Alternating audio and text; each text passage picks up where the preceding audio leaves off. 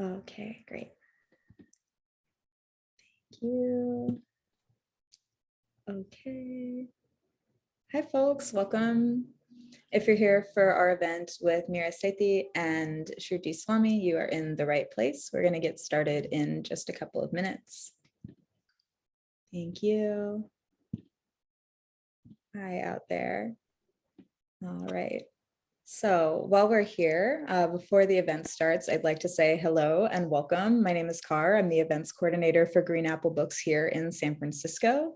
We're celebrating tonight Mira Sethi's debut collection of short stories, Are You Enjoying? We have copies of Mira's book signed and available for purchase at in-store or at greenapplebooks.com. I will drop the link in the chat later. We have Shruti's collection available as well. I want to give you just a little bit of housekeeping, a couple of event announcements that we have coming up before we get started. This coming Sunday, May 2nd, in partnership with the Bay Area Book Festival, we're pleased to present a conversation with Kazuo Ishiguro to discuss his latest novel, Clara and the Sun. He'll be in conversation with homegoing author Yagi Yasi. It's a pretty incredible billing. We're very happy to be a part of it. This is a ticketed event, do note, and tickets do come with a copy of the book. So information about that and how to grab your copy is available at greenapplebooks.com. That's this coming Sunday, May 2nd. And then on Tuesday, May 4th, we're delighted to host author Ian Manuel for the launch of his memoir, My Time Will Come, a memoir of crime, punishment, hope, and redemption. Manuel's story is incredible. After being sentenced to life without parole for a crime he committed as a child, he was released from prison with the help of Brian Stevenson's Equal Justice Initiative, along with the help of the victim of his crime. Manuel has an incredible story, and we're very humbled to be hosting him. He'll be in conversation with Messiah Ramkisson of the Youth Justice Network. And one more thing about that event that we're very happy to share is that a portion of the proceeds from each copy of Manuel's book sold through us will go to our dear friends at the Prisoners Literature Project. So do join us for that if you can. That event is again on Tuesday, May 4th at 6 p.m. We have a full calendar of our events on our website. They are free unless otherwise stated, as with the Bay Area Book Festival event. And because our events are free, that being said, please do buy books if you can. I'm not above asking. That if you've been here before, you've heard me say that when you buy books through us, it helps us out as a store put on events like these.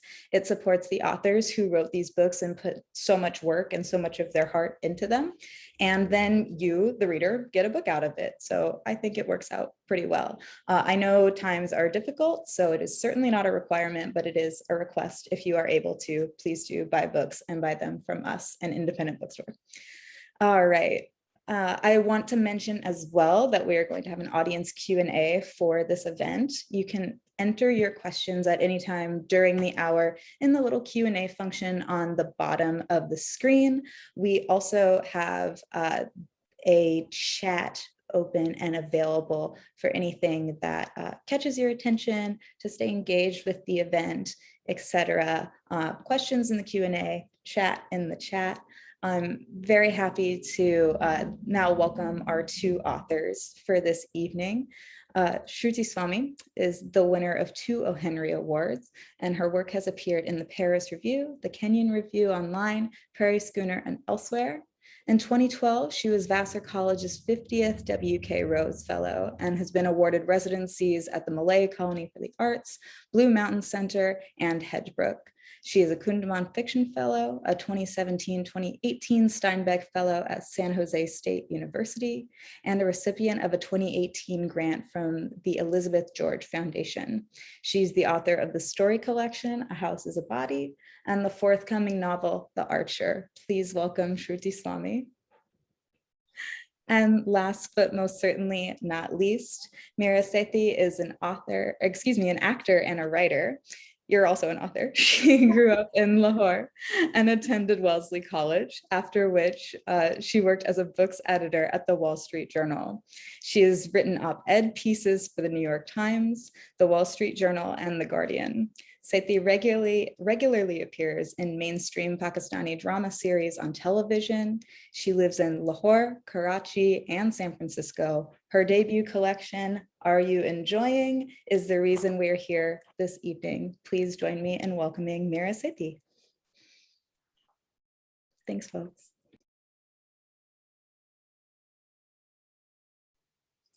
Well, Mira, would you like to start us off with a reading before we jump into questions? Hi, everyone. And you can see me, but I can't see you. Welcome. Thank you, Shruti, for doing this. And thank you, Kar, for hosting. Okay, so I usually read from Tomboy because it's written in the first person, and I find that that's immediately accessible. But today I will read from Breezy Blessings, I think, because it's good to switch things out. So Breezy Blessings is a short story about an actress on the set of her first major TV show. Okay, here we go. How many girls from good families have gone into this line of work? I'm not the type of mother who says sit at home. But do something decent, I say. Now look at your sister. I'll marry whomever you want me to marry, Mehak said. All day I'll be left alone with this useless man, her mother said, unafraid of her wounding candor about her own husband, who sat at the edge of the sofa, stirring sugar into his tea. Mehak's father did not look up. Afterward, he went to Mehak's room and took her hand in his own. Mehak looked at his hand, strewn with black wisps of side-swept hair. He smiled and told her not to worry. It was her first lead role, and there was no doubt in his mind she should take it. One day, when she won Best Actress at the Jeet TV Awards, he would give the speech. I love you, Abu Jan, she told him. She returned the director's call as her father looked on. It sounds perfect, sir, she said on the phone. I'm over the moon. I've been a fan of yours for so long. She tapped the speakerphone button. So sweet of you. And the feeling is totally mutual. I wanted someone sweet, even a little bit shy. The story is a little violent. Nothing serious, just a few slaps. Meg said it would be her honor. She looked at her father and shrugged. 2 weeks later, in a large apartment complex by the name of Breezy Blessings, Roshan tipped a tray before Mehak. VIP chai for you, Moonface. He lifted his shoulder in a shy heave and laughed, his own words a thrill, a tickle. Roshan's fitted t-shirt and denim bell-bottoms made him look like an overgrown boy, which Mehak supposed he was, considering he was 21. His eyelashes dipped and curled and seemed to smash up against the glass of his purple spectacles.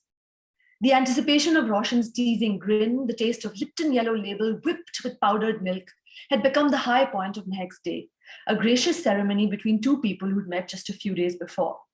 Unlike the rest of the crew, who treated Mehak as if she were a gnat in a well-oiled machine, Roshan had conferred an arp upon her the moment they'd been introduced. This gesture of respect, as gentle as it was solemn, had touched Mehak more than she could say. She was, after all, a year older. The same evening, as Mehak stepped into the ironing room to retrieve her clothes, she pulled herself back. Roshan was leaning into a boy. His lips grazed the boy's ear and his chin hovered as if depositing a secret or a kiss. Meg hadn't imagined Roshan's life beyond the churn of duty, running in and out of rooms, replenishing cups of chai, bottled water, reused makeup sponges, glistening with soap. Meg swiveled around and in her nervousness shut the door behind her with utmost respect. Roshan yanked open the door and stepped outside. Meg looked him in the eye. I didn't see a thing. The stranger bolted. Roshan opened his mouth, his eyelashes rippling in panic. Mehak said, won't see a thing, didn't see a thing. If you didn't see a thing, why are you telling me you didn't see a thing? I know the type of girl you are. I know you're seeing everything. I think I'll stop there. Wonderful. Thank you so much for that reading, Mira. It's such a pleasure to be able to talk to you about this wonderful collection. I enjoyed it so much. And I guess I have many specific questions, but I just wanted to hear a little bit, just tell me about the journey of writing this book. Where did it start? When did you know you were writing a collection? And anything you want to share about that to begin. Shruti, I sadly have a very boring response to your very legitimate and interesting question. And the response is that I just started emailing myself snippets. This is just how my writer's mind works. When I see something, when I hear something, I will sometimes write in my notes on my iPhone. But I was about 27, 28 when I started writing this book. I had done my first big drama serial. And I remember when I came back from the drama serial from Karachi to Lahore, where my parents lived, I was living with them at the time. I felt very invigorated after having done my first show, because a set is a very active and vibrant and buzzing place. And I had just done my first one. And so Breezy Blessings was the first story I wrote.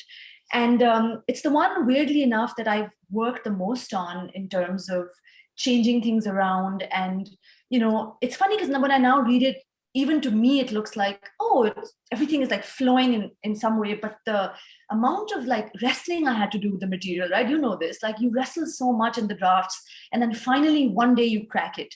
So Breezy was the first story I wrote. And then I think after I finished writing it, it was certainly like an early draft. And then as I went on, I came back to it. But it gave me the confidence to then think, I think I may have a collection. I had no idea what the other 6 stories would be, but I had the confidence to then start writing a collection of stories. And that's the short answer. Oh, that wasn't boring at all. So to me, a lot, like all of these stories, the thing that struck me the most when I was reading them is they all felt like really complex negotiations of power. To me, all of these stories really felt like characters in different situations. In the story you just read, at the beginning of the story, this actress is not in a position of power and is very vulnerable in this environment. And it's also connecting with this assistant who is also in some ways, as she discovers, vulnerable in certain ways. But there are ways where the power dynamics in that story and all the other stories, they're not that clearly delineated and they're always shifting. So I was just wondering if you could tell me, was having an investigation of power kind of like central to your mind when you were working on the collection? And do you think there's something specific about the short story form that was conducive to exploring that as opposed to a longer work like a novel?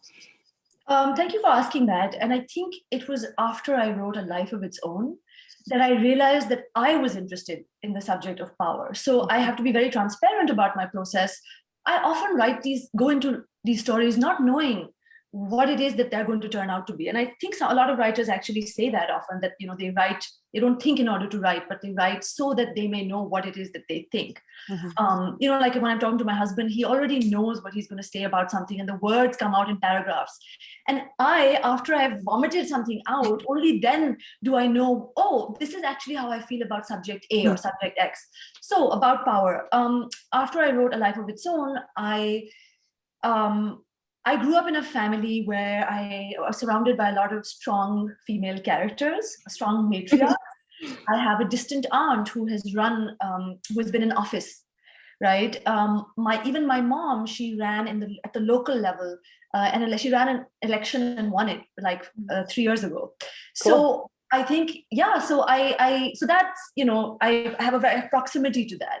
Mm-hmm. And I think that was the inspiration.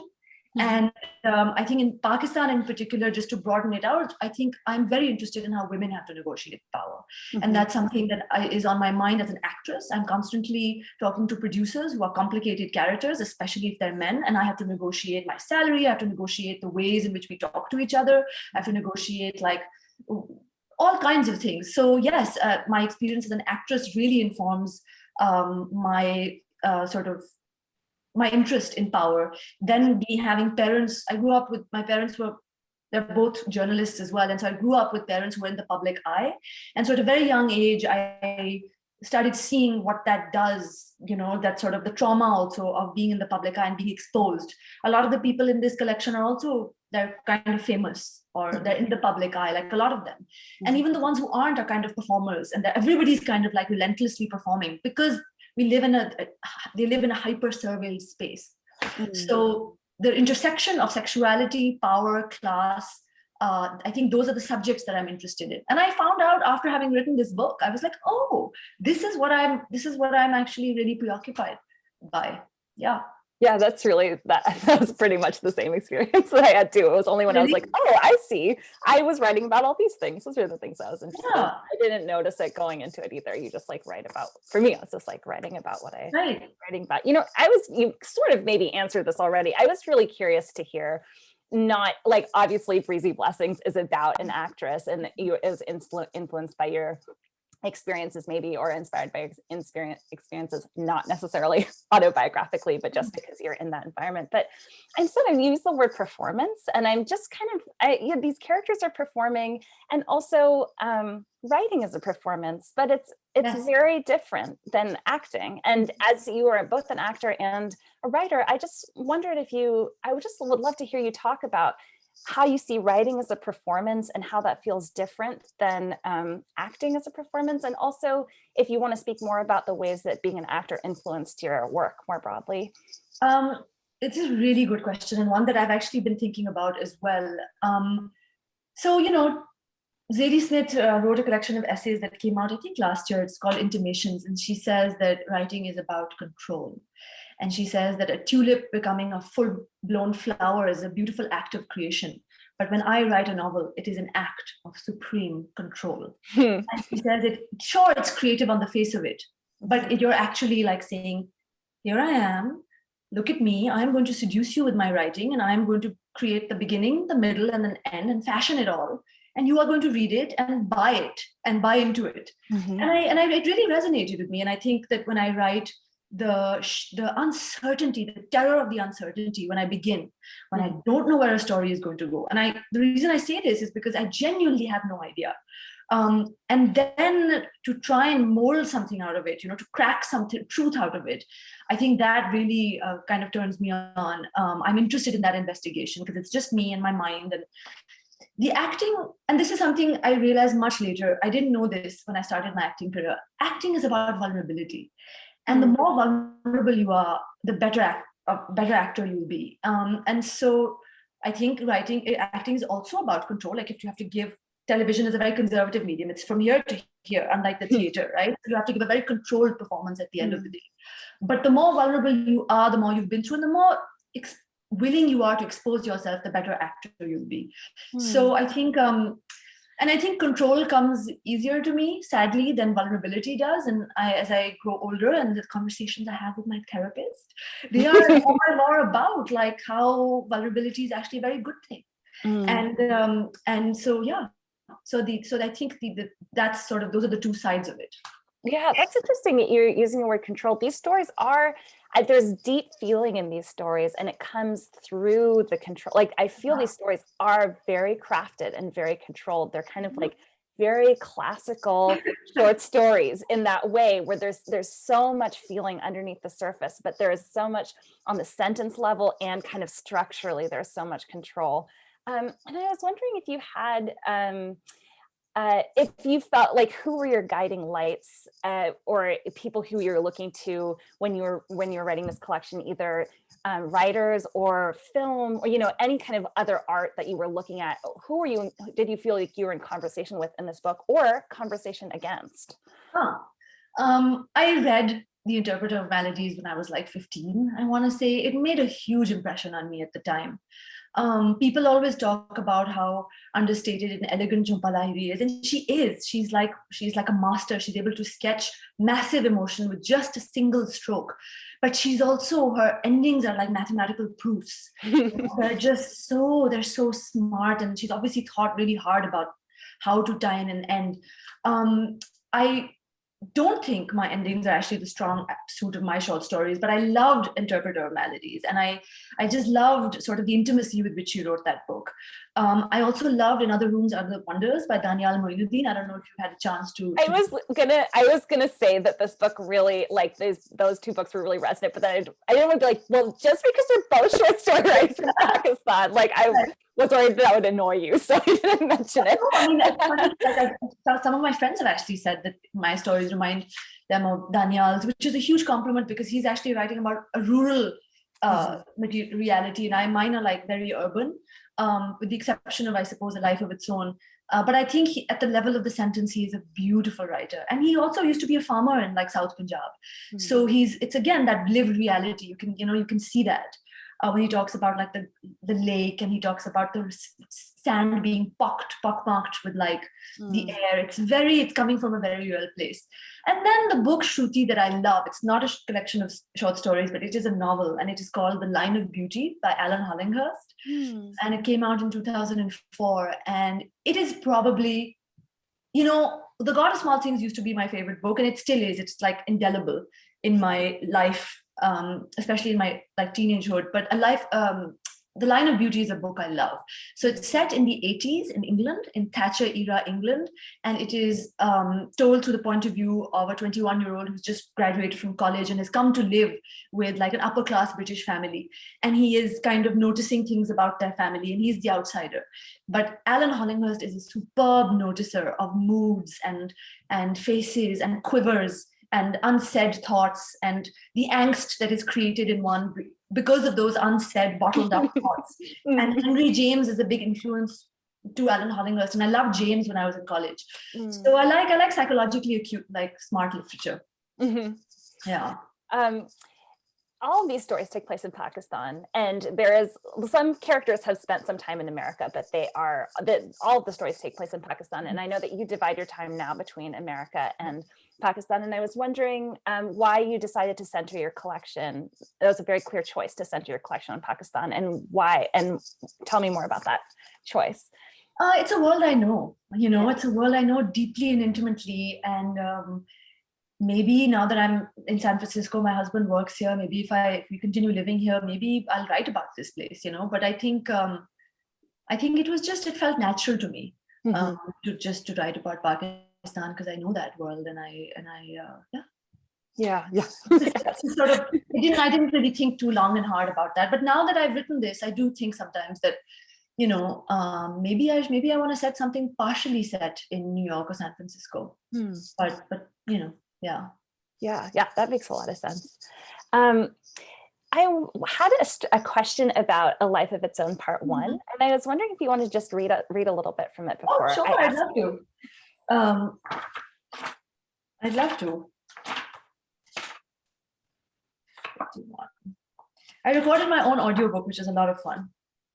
Yeah, that's wonderful. Yeah, I mean, it's it's like natural fit. It's pretty easy casting, probably. So A Life of Its Own is divided into two parts. And the first one is through the point of view of Farah, who is the daughter-in-law of Zibi, who is the her imperious mother-in-law. As the Prado SUV swept up the dirt road to the 300-year-old Haveli, an attendant leapt to open the door for a philanthropist couple from London, important guests today of Sayyida Zarina Bukhari. Zibi stepped out of the SUV in sunglasses, a chadar ordered over her hair. Kashif and Farah crawled out from the back of the car. Mansoor, the manager of the Haveli, garlanded John Willoughby with a necklace of silver tinsel and 1,000-rupee notes. Maintaining a distance, arms outstretched, he hung a necklace of 500-rupee notes on John's wife, Cynthia. Though Mansoor had arranged the gifts, Farah knew he could only have done so after Zibi's approval. Zibi's flighty recreational treachery no longer jolted Farah. In a pretense of moral harmony, it was her mother-in-law who often seemed eager to please her staff, accommodating within herself sudden quicksilver hypocrisies and remaining, as a matter of principle, blind to her own quirks. Last month, Zibi had helped her maid get an abortion. The week before, Zibi had dissuaded a different maid from a divorce because her spouse happened to be Zibi's trusted old gardener. Welcome, welcome, Zibi murmured to the Willoughbys as she heard it all before her, sending a band of attendants scurrying into the house. Many in the crowd wanted to accompany Zibi inside. They were shooed away by Mansoor's long, thin arms. The doors of the Haveli, made of ancient shisham and secured with an iron latch chain, thudded behind Farah. Scratchy, John laughed, fingering the prickly tinsel garland. Let me take that from you, Kashif smiled at John, helping him remove the garland. Farah remembered the first time she'd visited Mojpur 3 months before, during her wedding festivities. Kashif's face had been pinched with angst as he and Farah walked through a shower of rose petals. It's a monumental lie, Kashif had said, lightly dodging the soggy petals. What is? Farah had asked, smiling through the flowers. All of this, he'd said, sketching the air, not knowing where to begin. Zibi, as Zarina Bukhari had instructed Farah to call her, she loathed Auntie, had shown Farah the jasmine vines, the pomegranate trees, referring to them as my trees and plants. Oh, thank you. It's so wonderful to hear you read that aloud. This is not actually the question I was planning to ask you quite yet, but I'm going to ask it now just because it's occurring to me. Listening to you read, I just am struck by the richness of the voices in these stories, and the dialogue is so attuned to people's very specific cadences and voices. And also, I think there's many of these characters are not necessarily speaking in English when they are talking. So I just wanted to hear a little bit about how you approached writing dialogue and especially getting those cadences into English. That's a really good question. And Shruti, I struggled so hard.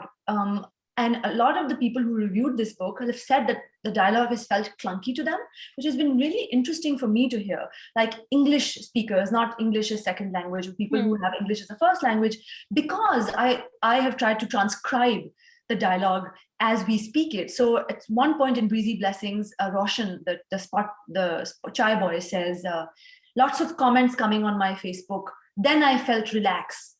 Which is the direct translation of "Meri Facebook per comments aa rahe the." I don't know how many of people in our audience speak Urdu or Hindi, but that was the struggle, which was to stay true to the way in which we speak while also rendering their reality and their subjectivity. And that's really hard, right? Is that then you lose out on, if you don't render this subjectivity as it is, then it's kind of flat, but it's more accessible. Mm-hmm. So at the end, I just decided that the subjectivity was more important to me. Oh, I didn't think that your dialogue was clunky at all. I was really that was one of the things. And I think also that something is happening in these stories that often comes out the most through your dialogue is your humor, which is so wonderful, wonderful to read. And I think the reason I find the dialogue so successful is so specific to each character that you can really feel the differences and that there's something moving when they're talking to each other. So the question I was going to ask you about A Life of Its Own actually is a fairly open-ended question. I love this story. I think it might have been my favorite in the collection because it's investigating so many different layers of power, yes, of social class. It feels like kind of a microcosm of many of the dynamics that might be at play in Pakistani culture at large are all being worked out in this story.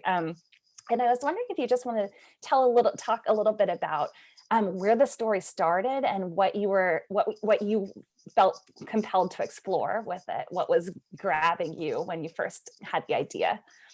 This story is, I think, about generational change. I think I really wanted to explore how Kashif had kind of like a fraught relationship with his mother. He's polite and he's also sort of hyper educated and urbane and all of that, but he has a fraught relationship with his mother, and I was really wanted to explore that. Mm-hmm. And he admires her, but he doesn't respect her method. She's hypocritical, she's imperious, she's quite lovable in her deeply complicated way, and that relationship, was fascinating to me, right? He leaves a job. Well, he doesn't. He's in Lahore, and then she has a heart attack, and he kind of is guilted into staying back to look after her. And Farah has this dream of going and being in Manhattan, and she's just married him. And Pakistan is it's 74 years old, so it's like a youngish country. But there's a lot of dynastic politics in Pakistan. You have the Bhuttos and you have like these parties that are sort of play musical chairs with each other, and one is in power and then the other, and there's complicated history behind that. And I was interested in that, like, how does change come about? Change, I think, comes about through generations. And my husband, actually, who's an economist, said to me that actually he did a paper, and he was like, our paper discovered that yes, change is in fact generational. And I was like, oh, that was just my hunch. He was like, I can tell you, statistics. I'm an empiricist, and yes. So that was really, because Farah, who's the outsider, is able to see through what's going on, and Kashif is so slightly blinded by his own. I wouldn't call it. He's blinded by his own anger, so he's not able to communicate with his mother in the way that Farah is, because she sees that she's compromised and she's kind of occasionally inauthentic, but she's trying. And she does have a soft corner for women, right? From her perch, from her throne, sitting on her throne, she actually does have a soft corner for women and she tries to help them in her own complicated way. And so Farah is able to then pierce through that complicated family dynamic. And she notices early on that Bibi held Kashif's hand as the car raced through the countryside, like looking at her son and heir. But towards the end, it's Farah who's kind of infiltrated this setup. And Farah, because she's the woman, I think she's more resilient, perhaps. She is, I'm not gonna say anything, but she's kind of has more knowledge and power now. Mm-hmm.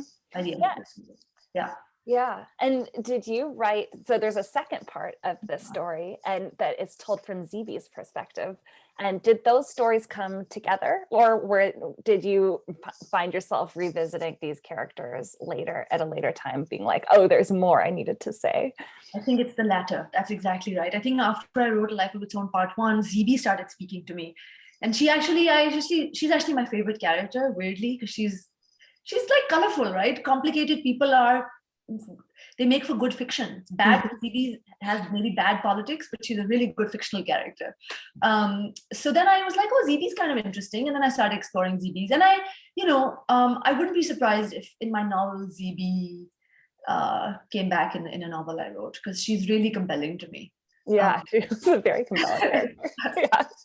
I loved seeing that's such a pleasure of this two-part thing is that you see her through Farah's eyes first and then you get to see Zibi's perspective and things get complicated. She's a mom. She wants a grandchild and she wants to run the election because everybody's telling her she can't and she's like, how dare you? But ultimately she's like, oh, my child is having a child, like, sorry, spoilers, but that is what really like gets her going also, right? Yeah. My mom's kind of like that.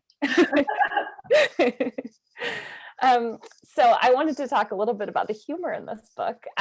I think I'm always like dazzled when people are funny in fiction because I just have no idea how to do it. And these stories are really funny. Like they are, and they're about really often complex, sometimes very dark subjects. And they still are very, very funny stories. And I just wanted to ask you about how you were thinking about humor in this collection. I have the suspicion that funny people are just like, it just comes like naturally to them. So it might not have been something you were totally like working as a craft thing, but I wondered if there are moments where you're like, oh, I think I can turn the humor up here, or I need to pull it back here, and what those choices were.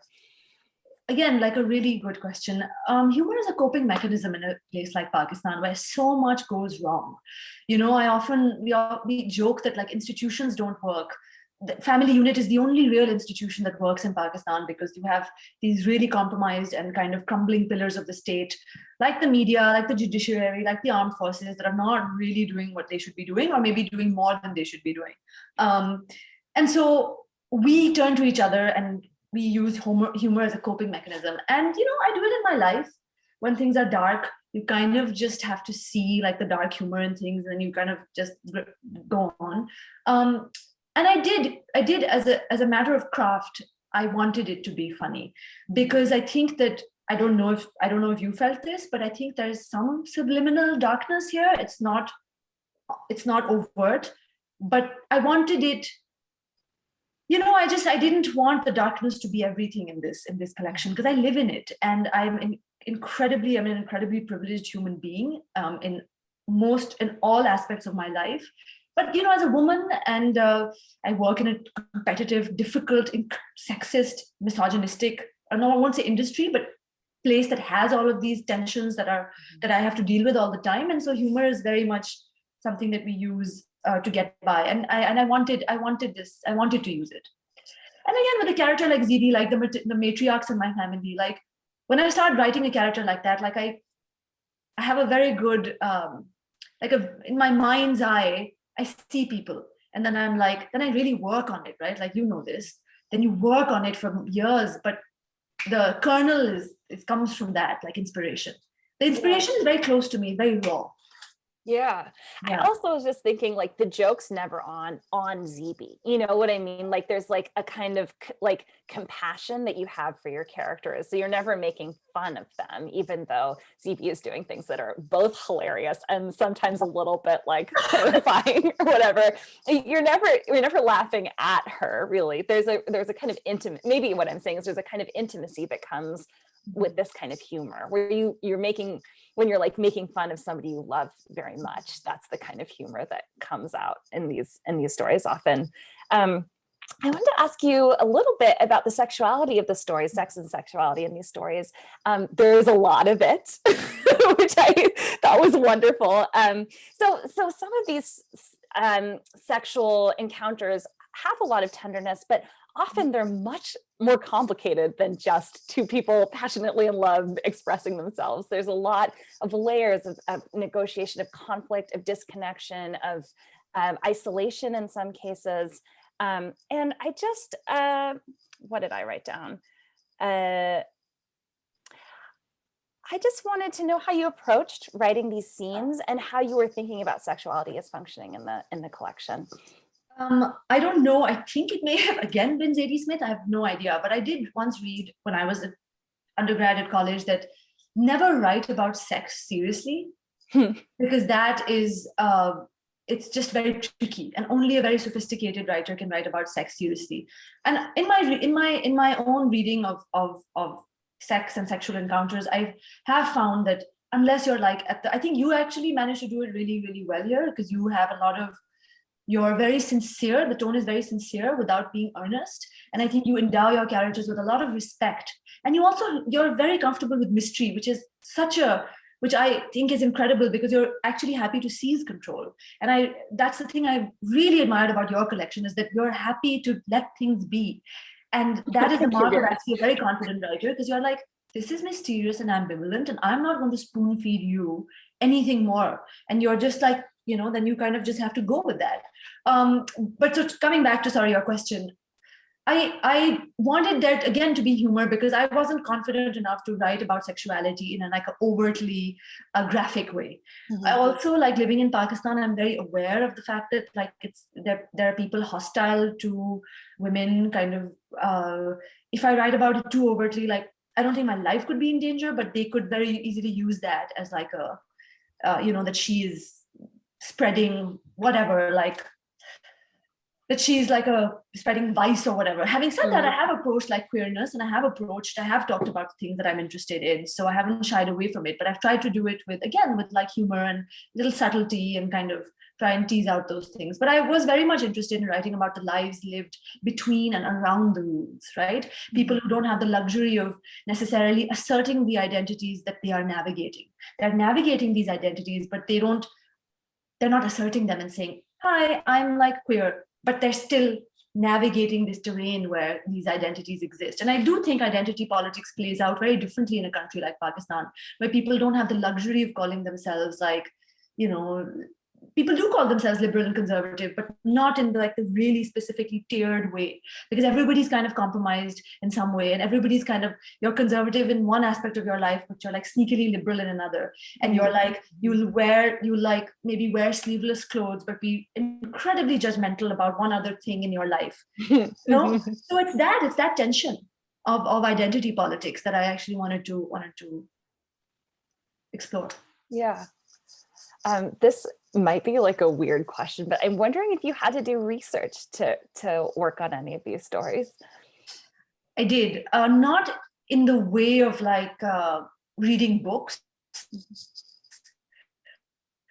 but in the way of kind of educating myself. So Tomboy, which is about two queer people, I actually had written the story from the girl's point of view, but it had a lot of desire in it. So she was constantly looking at female bodies and feeling things. And I had a queer friend read it, and she said to me, this is not working. And it was like, you're not queer, and I understand what you're trying to do here, but this is actually reading as like unintentionally funny. And that's not, I know that that's not your intention. She gave me great advice that I actually mentioned in my last session as well with Miranda Popke. She said, don't write from the point of view of desire, because you have no experience of it, and it's not working. Write from the point of view of like a patriarchal system, and this girl is within that system, and that is something you as an author also have experience of. And it was like a moment, I really struggled with this story, and then within 2 weeks I had just written a new draft, and suddenly it was like a new piece, because I had rethought like the structure. So yeah. Oh yeah, that's really interesting. Is there a story in this collection that is your favorite, and which one is it? I think I used to, for the longest time, I loved Breezy Blessings. I think this was my first, and I worked really hard on it. But I think I veer between Tomboy and A Life of Its Own Part 1.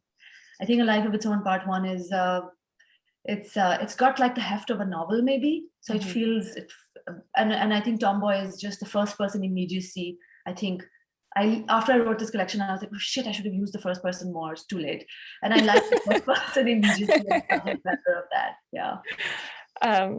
Okay, cool. Well, I wonder if we should look at the Q&A right now. Does that sound good? There's a couple questions in the Q&A. So one question is, what is Mira Sethi's favorite of Shruti Swamy's stories, and why? You don't have to answer that. I would love to. I loved a simple composition, actually. I was actually also confused about it, which I really welcomed. It was a very healthy confusion. I don't want to give too much away, but the sitar teacher, and then she goes to Germany, and I always wondered like how, I don't know if I should say it, because like you guys should read it, but I really liked the alienation that you explored through the protagonist's point of view. And I thought that you did alienation really, really well. And because I also, when I come sometimes to the US, I also feel that sometimes. And it's something so I thought you did that really well. And also like the relationship between the husband and the wife, and how complicated it is. And I think something you do really well again and again in your collection is that there are a lot of stresses, but they're not overt, which makes them even more sometimes sinister. And you do that really well. Again, like you're okay with not constantly like spoon feeding your readers. So a single composition I love the single composition. Thank you so much, Mira. That's so nice. Well, the other question, after the session is over, about like the sitar teacher, and then we're going to Germany and all of that. So what did you say? I want to ask you after this session is over about actually. Yeah, sure. I have some questions about that. Sure. So the other question we actually kind of answered, which is, do you ever have research before or write? Well, tell me if you have more to say on this. Mira, do you ever have to do research before writing a story, for example, to get the background, context, description right? Yes. So yes, I mean, if there's a place I haven't visited, if I'm writing about like a Haveli, I will likely like go to one actually. Or if I'm writing about like, luckily, like a lot of like the parties I've described, because I'm an actor and I have access to that world, I didn't have to revisit it, but you have to kind of revisit it in your mind. But at the level of like really, really like actual, like going to places kind of research, there wasn't a ton of that in this collection, I don't think. No, there wasn't a ton of research in that way. Yeah. I have a question that let me know if this is an annoying question, but I just think that as a writer writing about a country that is not America, and that has very like, there's a conception that American readers might have about Pakistan when they're reading. So they're coming in with expectations. Were there choices that you were making, or ways that you were thinking about Pakistani readers and reading in Pakistan, and American readers, and trying to meet or frustrate the expectations of both or either? I think it's like, unfortunately, you have to think about it, even if you're like, I'm not going to do it, but I'm just curious to hear you talk a little bit about that. 100% Shruti, and this is something I actually talk with my husband about all the time, which is that like, I'm published by Knopf. I'm incredibly grateful that they saw something in this and wanted to publish me. But on the other hand, I think as a non-Western writer, you have to ask yourself a question fairly early on in your career. above all, do I want to be a bridge maker? Above all, do I want to be accessible to a Western audience? And the truth is, sure, you want to be a bridge maker, but never at the expense of the idiosyncrasy and the subjectivity and the authenticity of the lives of your characters. And that is the tension, right? Is that here is this deeply complicated and like fraught world, but here are these very real people living around and between the rules and kind of trying to be their best resilient selves when nothing else is working out for them. And that is the tension. I was wondering the story A Man for His Time. That's the one story in the collection that seems to go outside of the milieu that we see in these other stories. And I just wondered if you wanted to talk a little bit about that story, what the impulse of that, I think maybe you could summarize it a little bit, just give us like a sentence of summary about what that's about and what drew you to that character and inhabiting, because we're in first person with him, are we? We're in first person. We have a close third person, close third. Very intimate third. Yeah. So we are definitely like in his consciousness. Yeah, very intimate. I'd love to hear you talk about that story a little bit. I mean, campus politics in Pakistan is really fascinating, and it's often a site of like really actually fraught politics. This is actually very sober and sad, but you know, there was a student who was actually lynched on campus because he said something that was deemed kind of blasphemous, you know, and this story is not quite that, but that kind of the trauma of that, of not letting people have voices and just like the right-wing kind of orthodoxy that Pakistan is now awash in. I think that was exploring that was the impetus for that story. And you know, it's complicated because he's kind of like mildly radicalized and it's fascinated by this very charismatic professor and is in this group, but he's also like has a mother who again is a strong figure. And to me, that story was actually about like a kind of like a crisis of masculinity, because he's trying to actually please his mom. She's like, I'm not putting up with you and your bullshit, because she sees through it. And then he was also trying to assert his own identity by being part of this hyper-masculine group where they beat people up and they tell women not to wear jeans. And it gives him a sense of purpose and identity. And I see that all the time. Two Pakistani students recently proposed. One proposed to the other on campus, and it became a huge hullabaloo. And they said, why are you doing this? This is un-Islamic. And why are you hugging each other on campus? This happened like a month ago on Twitter, and I was like defending it and saying, don't police people like this, right? So stuff like that is the stuff that lodges in my brain, and then I want to write about it. So why did you want to write about it from what about being in his perspective that was compelling to you? Yes, because I think, again, he also has a backstory. All of us have backstories. He has a father who's a drug addict, right? His situation at home is fraught, and he has a really solid, strong mom who's trying to do the best she can. And he is living in a hyper like kind of like a violent, he's the product of a violent society. So the problem is not him, the problem is the violence in the society. And he's sort of found himself, he's gravitated towards that violence in the absence of other things. And that was what I wanted to explore, is that he is not the problem. Larger structural issues are the problem. So okay, yeah, that makes a lot of sense. Yeah. I see we have another question in the chat. So what, if anything, has surprised you about the meaning that your readers have made from these stories? What has it been like to release them into the world? Good question, the Ruby. I've really, you know, it's always so wonderful when people understand your work. And Shruti, like when you understood what A Life of Its Own was about, right? Like we're all writing in the dark. You know this, when you were writing, it's all in our head, and then it's on the page, and we're always wondering. And you know, people have understood that these stories are about identity, they're about complicated identities, and they're about power. I didn't actually, again, like you pointed out, it was about power. Now I'm like, so absolutely, they are about power, you know. And so I've been very, very, very humbled and very moved by the responses.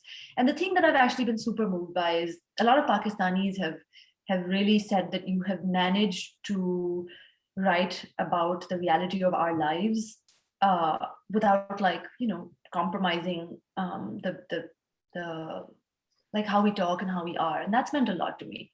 because that was very, very important to me actually. Because I am being published by like an American publisher, and I'm very grateful. But I also always aware that it has to be truthful.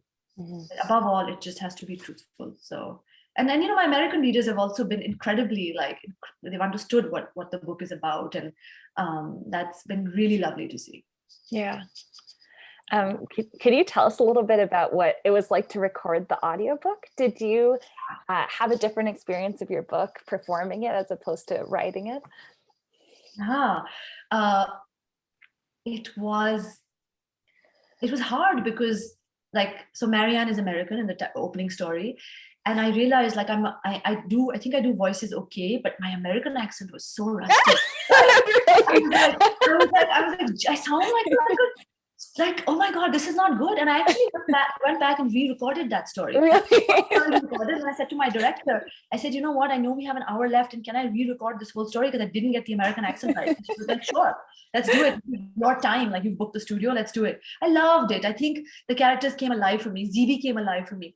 I was sort of doing her voice like this a little bit. And when I was writing her, I didn't think she talked like this, but when I recorded it, she suddenly was saying things in this tenor.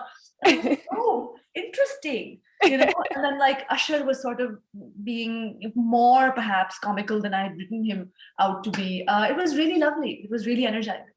Yeah. Do you think that do you think that it's going to change the way that you are writing? The fact that and also you have to probably read it so many times. Do you think that the process of acting it out like that is going to change the way that you write? I think it'll help with dialogues. Yeah. So I think George Saunders said a lovely thing about dialogues that's always stayed with me. He said, when somebody asks you how are you? The response is not, I'm fine. The response is often something completely unexpected and surprising, like, I gotta go pick up my child from basketball game, or oh, I have a pimple on my wrist. And the best dialogue is dialogue that is unexpected. And I think when I did the audiobook, I was like, oh, I need to do more of this. I need to do more more of just unexpected dialogue. And that really sort of was something that I realized. So yeah. Well, you mentioned a hypothetical novel. Do you want to tell us anything about what you're working on right now? I have an idea. I haven't started writing it. I think about it when I'm in the shower. I think about it when I'm walking. It's definitely going to be from the point of view of a woman or about a woman. I'm inclined to write it in the first person. You never know though, for 4 years from now, it may well be a close third person narration. But it'll be about a woman. She might be in the media. Shocking. Something along those lines. Cool. That sounds really exciting. Shruti, by the way, everyone, Shruti's novel is coming out in August. She's so prolific. So quiet. Can you actually, do you have a name? Do you have a title? Yeah, it's called, I actually have a galley right here. You have a galley? The Archer. And it's coming out on September 7th. And congrats, Shruti. Thank you so much. Thanks. Well, we have one more question in the chat. Oh, question for me. Question for Shruti. Are you working on anything right now? No, I'm not. I have my novel that's coming out. She literally wrote this in 2020 and she has a novel out. Yeah, I definitely wrote both of those books over the course of my entire adult life, it feels. So it's just a coincidence that they're all coming out right now. And I don't know, I worked on my novel I just feel like maybe even more than stories, I just put it's everything I ever experienced or thought or felt. It's like a novel so long, you have to put so much into it. So there's nothing left. So I think I just need to live a little bit. I'm writing little essays and stuff, but nothing too significant right now. Well, Mira, that is all the questions I prepared. Do you have anything that you would like to add that I didn't? I actually want to say to you that because you live in the Bay Area, and I just want to hang out with you because I realized from reading your bio that you're in San Francisco. So we should hang. And so then I can actually talk to you about your book one-on-one. Yeah, that would be great. I would love that. Good. Well, thank you everyone for tuning in. This is super, super fun. Yeah, thank you everybody. And thank you, Green Apple Books, and thank you, Car. Thank you, Green Apple. Thank you both. so much immensely. I'm so happy that we got to host you both this evening. Mira, congratulations. Thank you for joining us. Shruti, thank you so much for joining us. I'm delighted to have you here, have you both here. I would be remiss if I did not mention have these books available for purchase here. We do have copies of Mira's book signed in person. She came and signed books for us. So you can go ahead and pick those up either online or in store. Thank you both so much. It's been a real treat. Bye-bye, everyone. Thanks. Bye, everybody.